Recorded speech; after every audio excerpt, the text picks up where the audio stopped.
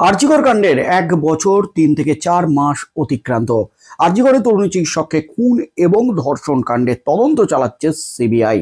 আরজিকর তরুণী চিকিৎসককে খুন এবং ধর্ষণ কাণ্ডের পরই আন্দোলনে উত্তাল হয়েছিল গোটা রাজ্য।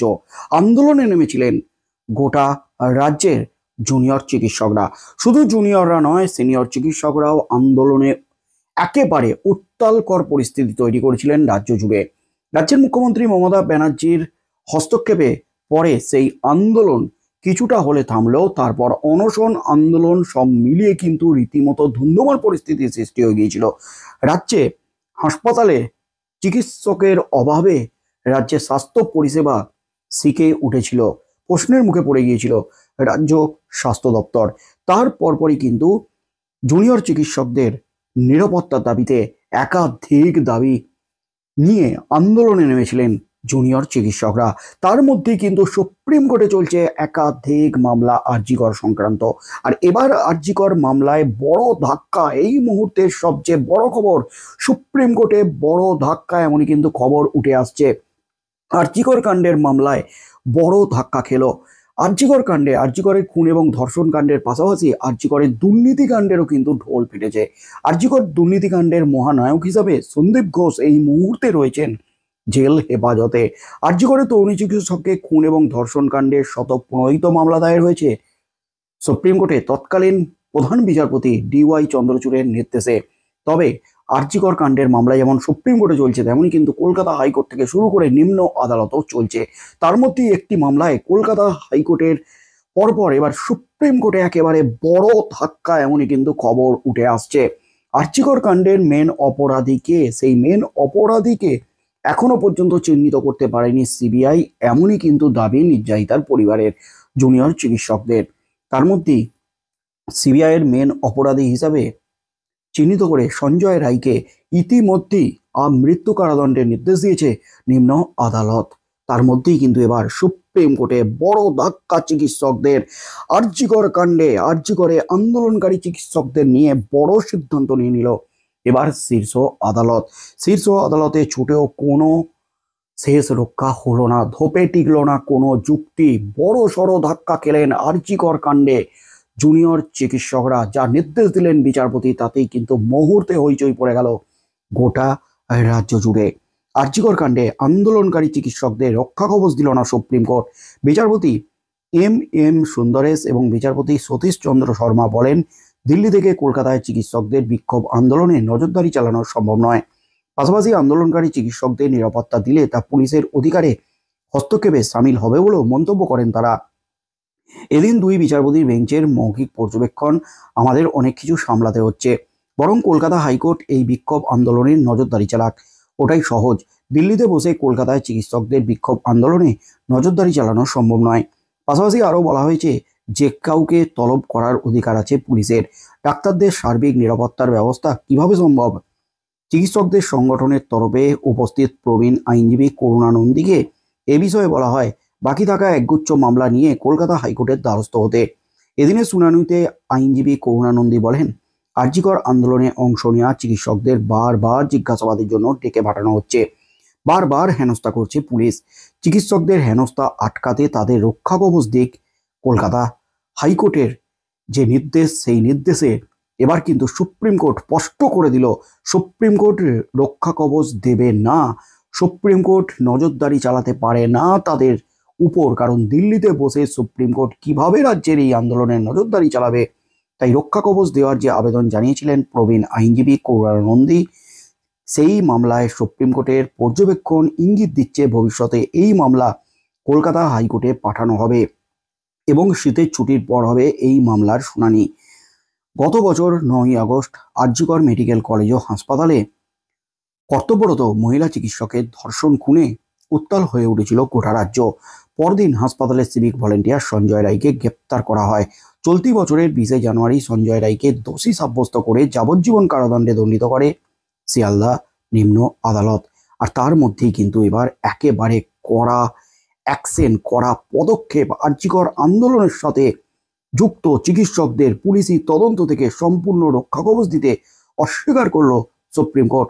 আদালত জানিয়েছে, এমন নির্দেশ জারি করলে তা পুলিশের তদন্তের অধিকারে হস্তক্ষেপ করা হবে। পুলিশি হেনস্থার অভিযোগ নিয়ে চিকিৎসকরা শীর্ষ আদালতের দ্বারস্থ হয়েছিলেন। এই প্রেক্ষিতেই কিন্তু সুপ্রিম কোর্ট গুরুত্বপূর্ণ এই নির্দেশ দিল এবং স্পষ্ট করে দিল সুপ্রিম কোর্ট এই মামলা কলকাতা হাইকোর্টে দায়ের করতে হবে। কলকাতা হাইকোর্টই চিকিৎসকদের নজরদারি চালাক, কলকাতা হাইকোর্টই চিকিৎসকদের আন্দোলনে নজরদারি চালাক এবং পুলিশের বিরুদ্ধে যা অভিযোগ চিকিৎসকদের সেটা কলকাতা হাইকোর্টই এই মামলার নিষ্পত্তি করুক। কারণ আরজি করে তরুণী চিকিৎসককে খুন এবং ধর্ষণ কাণ্ডের মামলা ইতিমধ্যেই কলকাতা হাইকোর্টে ট্রান্সফার করা হয়েছে। কলকাতা হাইকোর্টে চলছে এই মামলা, তার মধ্যে আরও একটি মামলা, সেই মামলাতে কিন্তু বড় ধাক্কা খেলেন আন্দোলনরত জুনিয়র চিকিৎসকরা। তাদের মামলা সরাসরি কলকাতা হাইকোর্টে ট্রান্সফার করে দিলেন দুই বিচারপতির বেঞ্চ এবং স্পষ্ট করে নির্দেশ দিয়ে দিলেন পুলিশ তদন্তের স্বার্থে যে কাউকে ডাকতে পারে, কিন্তু পুলিশের এই তদন্তে হস্তক্ষেপ করবে না সুপ্রিম কোর্ট।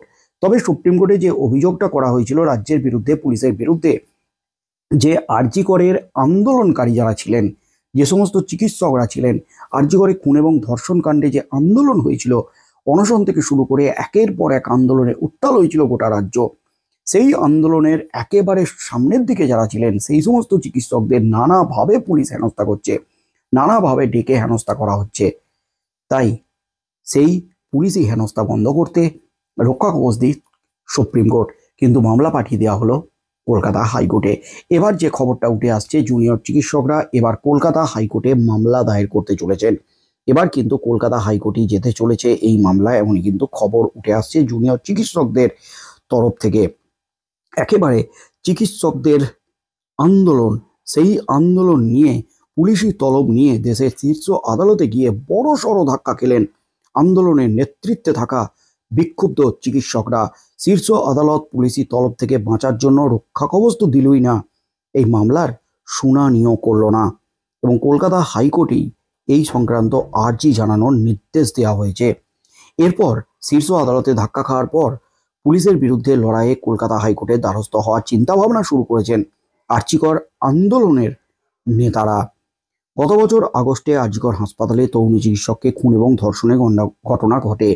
আর এই ঘটনার পরই মমতা বন্দ্যোপাধ্যায়ের নেতৃত্বাধীন রাজ্য সরকারের বিরুদ্ধে রেড়ে করে তেড়ে আসেন এবং আসরে ঝাঁপিয়ে পড়েছিলেন চিকিৎসকদের একাংশ। এবং তৃণমূলের তরফ থেকে যেটা দাবি করা হয়, এরা প্রত্যেকেই বিজেপি এবং বাম শিবিরের ঘনিষ্ঠ হিসাবে পরিচিত। উই ওয়ান্ট জাস্টিস নামাঙ্কিত আন্দোলনে উত্তাল হয়ে উঠেছিল গোটা বাংলা। কর্মবিরতির পথে গিয়ে রাজ্যের চিকিৎসা পরিষেবা স্তব্ধ করার মতো মারাত্মক রাস্তা বেছে নিয়েছিলেন জুনিয়র এবং সিনিয়র চিকিৎসকদের একাংশ। কর্মবিরতি তুলতে নিত্য নতুন নানা ধরনের দাবি জানাচ্ছিলেন তারা, যদিও রাজ্য কিছু কিছু দাবি মেনে নিলেও সব দাবি কিন্তু তাদের এখনো পর্যন্ত মানেনি। এবং সেই নিয়ে এবার একেবারে বিচারপতি MS সুন্দরেশ এবং বিচারপতি সতীশ চন্দ্র শর্মার বেঞ্চে চিকিৎসকদের সেই আর্জি সংক্রান্ত মামলাটি ওঠে, কিন্তু পুলিশের কাজে অযথা হস্তক্ষেপ করতে চাইল না শীর্ষ আদালত। পর্যবেক্ষণে বিচারপতিরা বলে দিলেন চিকিৎসকদের রক্ষা কবচের জন্য কিভাবে আমরা এখানে নির্দেশ দেব, পুলিশের তো তাদের তলব করার অধিকার রয়েছে। ডিভিশন বেঞ্চ জানিয়ে দিল এই মামলা শোনার জন্য কলকাতা হাইকোর্টই উপযুক্ত জায়গা, তাই হাইকোর্টই এই সংক্রান্ত আবেদন জানাতে হবে।